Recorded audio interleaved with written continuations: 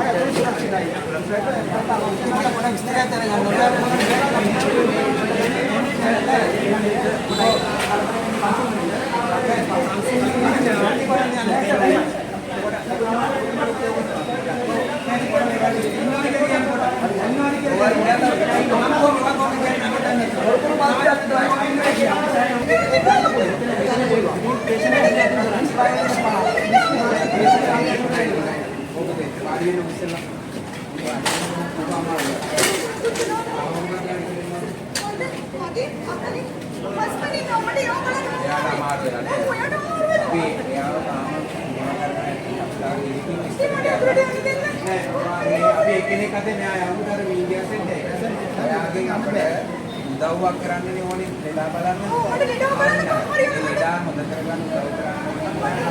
මට යාව බලන්න දෙන්න බෑ. නෑ ඔයාට අපිට විනාඩි 10ක් 15ක් දෙන්න.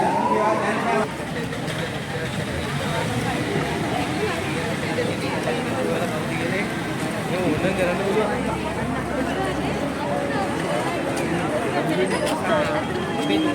මේකදී අපි දිසාස්ත එකදී ඇති වෙන විදිහට රෝගීන් සූදානම් කරලා ඒගොල්ලෝට අපි කාර්ය මණ්ඩලයේ ඒගොල්ලෝ රෝගීන් එනකොට අපි කාර්ය මණ්ඩලයේ සඳහා සූදානම් කරලා ඒ ප්‍රතිකාර කරන්නේ කොහොමද එන්නේට පැච් කරලා අදාළ තැන් වලට යොමු කරලා ඒත් එක මේ අදාළ කාර්ය මණ්ඩලයේ යොදවලා අමතර කාර්ය මණ්ඩලයේ ගෙන්න ගන්නේ කොහොමද මේ සාමාන්‍යයෙන් අපිට එන්න පුළුවන් ඩිසාස්ටර් එකක් ඒ කියන්නේ ඇක්සිඩන්ට් එකක් වෙන්න පුළුවන් එහෙම නැත්නම් ආයාමයක් වෙන්න පුළුවන් එහෙම නැත්නම් මෙතන සුනාමි තත්ත්වයක් හරි ඒ වගේ දෙයකට ගම් වතුරකට මුහුණ දෙන්නේ කොහොමද කියලා අපිට එකපාර විශාල රෝගීන් ප්‍රමාණය රෝගීන් 50 ඒ වගේ ගාණක් ආව කොහොමද මුහුණ දෙන්නේ කියන එක තමයි අපි මෙතනදී අපේ මේ සිමියුලේට් කළා එහෙම නැත්නම් අපි ඒක පෙරහුරුවක් වැද්දේ ඒකෙදී හදිසි ප්‍රතිකාර ඒකකය ඉතා වැදගත් ස්ථානයක් මොකද ලෙඩ්ඩු හැක්කම බාරගන්නේ අපි නිසා එතනදී අපි මේ ඔයගොල්ලෝ ඉන්න ට්‍රයජ් ඒරියා එක ඊළඟට ඇතුලේ ගොඩක් අමාරු ලෙඩ්ඩු ඉන්න වෙනම ඒරියා එක යෙලෝ කියලා හඳුන්වන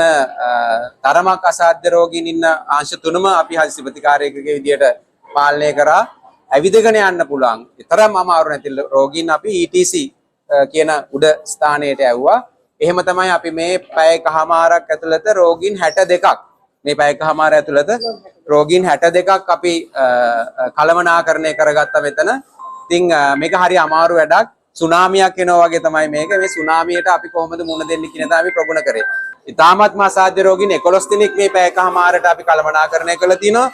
තරමක් අසාධ්‍ය රෝගීන් 20ක් කළමනාකරණය කළා තිනවා. ඊළඟට ග්‍රීන් කියන කට්ටිය, ඒ කියන්නේ ඇවිදගෙන යන්න පුළුවන් අමාරු නැති රෝගීන් අපි 26ක් කළමනාකරණය කරලා තියෙනවා. ඊළඟට කළු කියලා හඳුන්වනවා අපි මියගිය රෝගීන්. ඉන්සිඩන්ට් එකේදී මියගිය රෝගීන් ඒගොල්ලොත් 5 දෙනෙක් අපි කළමනාකරණය කරලා තියෙනවා. අපි මේ පිළිබඳ නැවත සමාලෝචනයක් අපි කරනවා වෙනම ගිහිල්ලා ඒකෙන් අපි අපේ රෝහලට අදාළ හරියටම ගැලපෙන ඩිසාස්ටර් ප්ලෑන් එක අපි සකස් කරගන්න. මෙතෙන්දි වෙන්නේ රෝගියා මෙතනට ආවහම තමයි මේ වර්ගීකරණය කරන්නේ. අර අපි මුලින්ම බලන්නේ රෝගියාට ඇවිදගෙන යන්න පුළුවන්ද කියලා. ඒ ඇවිදගෙන යන්න පුළුවන් වර්ගය අපි කොළ පාට ගන්න ග්‍රීන් කලර් එක. ඒගොල්ලෝ කෙලින්ම අපි දැන් අපි කලින් තීරණය කරගත්ත වාට්ටුවට හරි ඒ තැනට යවනවා කෙලින්ම. ඊට පස්සේ ට්‍රොලි වල එන කට්ටිය තමයි අපි ලොකුවට ඇසස්මන්ට් එකක් කරන්නේ. ඒ කියන්නේ බලන්නේ. ඒකේ අපි තියනවා මේ රතු ගන්නවද යලෝ කහ ගන්නවද කියන එක. අසාධ්‍ය මට්ටමේ ඉන්න රෝගීන් ගන්න රතු කැටගරි එකට. ඒක අපේ මේ මෙතන රිසස්ටේෂන් ඒරියා කියන එක තියෙන. ඒ කියන්නේ අසාධ්‍ය රෝගීන් ප්‍රතිකාර කරන තැනට අපි ඒ රෝගීන් ඉක්මනටම අරන් යනවා. ඊට පස්සේ ඊට අතරමැද අනිත් කට්ටිය යන්නේ yellow කහ පාට. ඒක වෙනම අපිට මේ වෙනම ප්‍රදේශයක් තියෙන එකට ඒකට යවනවා. ඊට පස්සේ අර මේ black කළු කියලා කැටගරි එකකුත් තියෙනවා. ඒක මේ ඇත්තටම ඩෙඩ්ම නෙවෙයි. එකකට ඒකේ කළු එකේ එක වර්ගයක් තමයි මේ මරුණ පුද්ගලයා. අනිත් එක තමයි අපිට මේ වගේ වෙලාවකදී බේර ගන්න බැරි පුද්ගලයා. ඒ ටික අපි මැනේජ් කරගත්තා. ඒ අතරේ සාමාන්‍ය රෝගීන් ඔය කියපු ජාතිය සාමාන්‍ය රෝගීමුත් ආවා. ඒගොල්ලෝ අපි කරන්නේ සාමාන්‍යයෙන් නෝමල් ට්‍රයජ් එකක් තියෙනවා අපේ මෙතන තිබ්බ ට්‍රයජ් එක අතෙන්ට මුල් කරලා තියෙන්නේ රෝගීන් වර්ගීකරණය කරන එක. එතකොට ඒකෙදී අපි වර්ග පහකට බෙදනවා. ඒකේ පළවෙනි කොටස් දෙක මේ වගේ වෙලාවකත් අපි ඇතුළට ගන්නවා. කැටගරි 1 කැටගරි 2 කියන එක. ඒ කියන්නේ අමාරුම ලෙඩ. එතකොට අපි සාමාන්‍ය වෙලාවක නම් අර සමහරලාට කැටගරි 3 4 කියන ඒ ගණේ ලෙඩුත් අපි ඉතිරියකට අරන් බලනවා. මේ වෙලාවේ ඩිසාස්ටර් එකක් වෙලාවට අපි ඒවා වාට් වලට යවනවා මේ මෙතන ඉඩ ප්‍රොසෙස් එක. අපිට දැන් මේ වෙලාවේ ඇතුළතත් අපිට එක අමාරු ලෙඩෙක් ආවා. ඒ වගේ අර කැටගරි මේ 2 පේෂන්ට් කෙනෙක් ආවා අමාරු කෙනෙක්. ඒක අපි දැනට අර සාමාන්‍ය විදිහේ මැනේජ්මන්ට් එක කරගෙන යනවා ඒ ලෙඩ. විශේෂයෙන් අපි මේකත් එක්ක සල්යාගාර එතකොට දැරිසත්කාර එකක ඒ වගේම මේ E2 එක සහ ඇතුලේ වාට්ටු සියල්ලක්ම සූදානම් කරගන්නවා. මම හිතන්නේ කණ්ඩායමක් විදියට රෝහලේ එකම පවුලක් විදියට අපි එකතු වෙලා අපේ රටට ඕනම වෙලාවක ඩිසාස්ටර් එකක් ආවොත් දකුණු පළාතේ ප්‍රධාන රෝහල විදියට ඒකට මුහුණ දෙන්න සූදානමින් අපි සියලු කටයුතු කරා. මේක අඩුපාඩුත් අපි මේ අවසානයේදී හඳුනා ගන්නවා. තව දියුණු කරන්න තියෙන තැන් සහ අනාගතයේදී අපි කොහොමද මේකට ශක්තිමත්ව මුහුණ දෙන්නේ කියලා.